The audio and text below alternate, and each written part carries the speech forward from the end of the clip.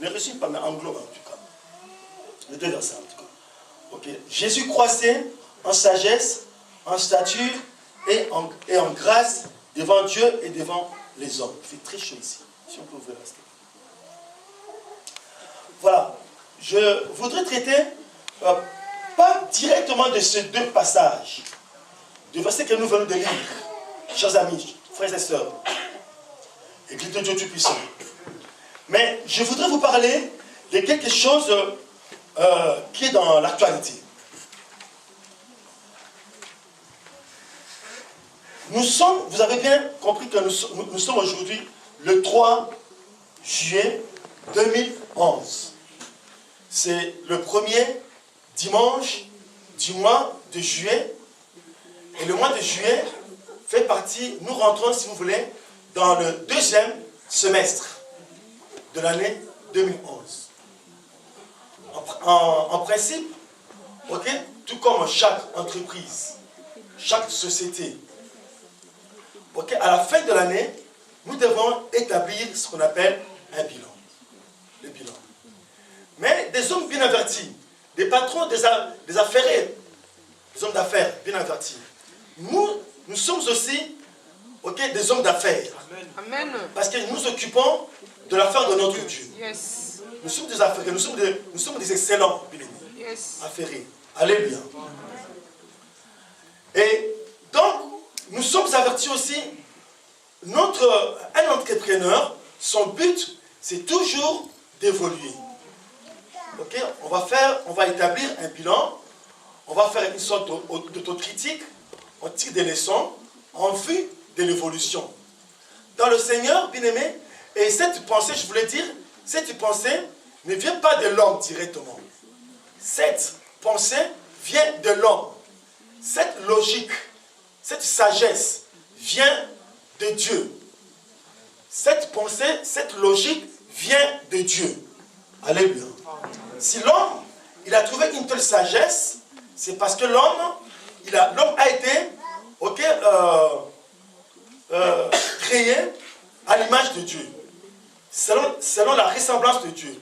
Et tout ce que fait l'homme, ce qui est bien, c'est parce que ça provient de notre Dieu.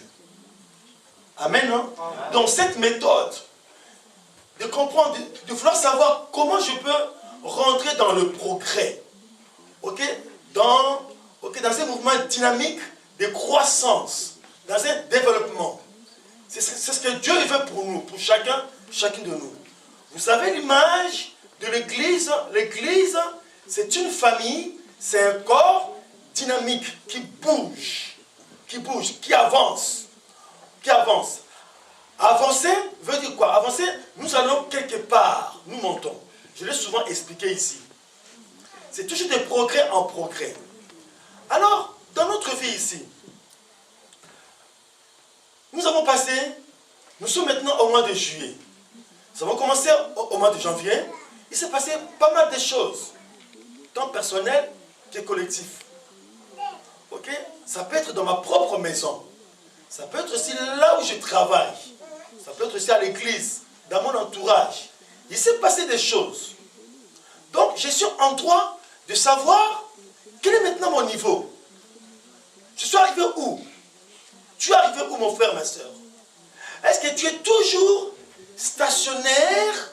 Tu es toujours statique et stationnaire? Est-ce que ta situation a-t-elle évolué? Ce matin, quand j'ai préparé cette exhortation, il y a un bien-aimé qui m'a écrit, qui m'a lancé un texto, qui m'a dit un songe. Il me dit, pasteur, j'ai fait un songe, sinon un cauchemar. Ça m'a vraiment bouleversé. Parce que pour le moment, je suis en dissension, je suis en conflit. Je suis en conflit avec mon frère aîné qui est au pays. Mais pasteur, je le voyais dans mon songe cette nuit. Et puis tout d'un coup, je me suis retrouvé entre deux serpents. Il y a un qui est devant moi et puis l'autre est derrière moi. Je ne peux même pas bouger. Alors, je crois que j'ai prié en tout cas. je répondais à ce frère-là. Ta situation est statique et stationnaire. Je lui ai dit, c'est-à-dire, tu veux faire un effort, tu veux avancer, mais tu n'avances pas. Tu ne peux même pas. Et encore, il y a un danger. Parce que si tu avances, tu veux avancer de toi-même. Ok? Le serpent qui est là, en tout cas, il y a un danger de mort. Je vous explique. Il y a un danger de mort. Alors lui, justement, écrit danger de mort. C'est-à-dire quoi? C'est-à-dire le serpent qui est devant, si tu bouges, mais tu vas le rencontrer. Il va faire quoi? Il va te mordre, et puis c'est là. C'est la mort. Et puis c'est la mort. Dieu te montre que ta situation est bloquée. Tu es là, ça n'évolue pas. Mais béni soit le nom de l'Éternel. Parce que quand Dieu est au courant de ma situation, quand Dieu me met au courant de ma situation, c'est-à-dire ce Dieu-là, il est prêt pour réagir. Sinon, si Dieu était indifférent, je suis au courant, ce n'est pas mon problème, Dieu y passe. Mais quand il te dit attention, il t'avertit, parce qu'il y a un danger. Mais Dieu n'est pas là seulement pour complaire, pour se complaire. Dieu n'est pas là seulement pour regarder un problème, voilà comment ça se passe. Mais Dieu est là toujours pour agir. Jésus a dit, mon Père, il travaille encore. Il agit. Alléluia. Je suis dans la joie d'avoir un Père. C'est lui qui a créé les cieux et la terre. Toi aussi, ça peut être le cas. Je le dis, mais ne crains de rien. Car si ton Dieu est pour toi, qui sera contre toi? Ok, nous avons été à la veille avec ce frère. Nous avons prié, nous avons dit, Seigneur, daigne bien nous parler. Et Dieu lui a parlé. Je lui ai dit, mon frère, je lui ai écrit. J'ai dit, dans la vie, il y a toujours des signes. Je lui ai dit, ta jambe symbolise ta situation. Je lui ai dit, l'état de ta jambe symbolise ta situation. C'est-à-dire, depuis janvier jusqu'à juin, je ne sais pas comment tu as passé, bien-aimé, ces mois. C'est à toi de faire un petit bilan.